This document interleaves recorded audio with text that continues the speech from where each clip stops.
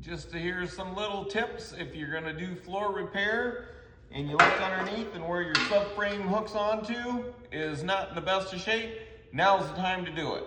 So I'm gonna give you a quick tip on how I'm gonna do it, and so follow along. Okay, you come in here and you can see how decayed that is. So what I did is I just went up here and marked it. Then I actually put some little tiny holes in here so it'll show exactly where that thing was at.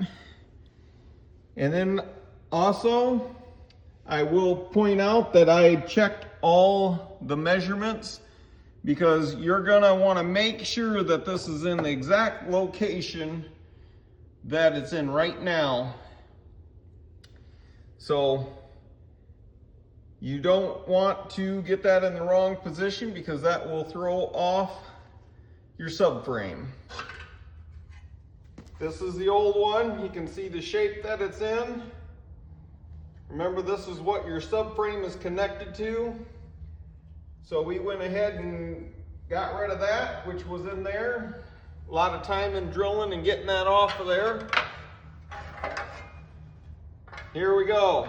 This is the new one, much better.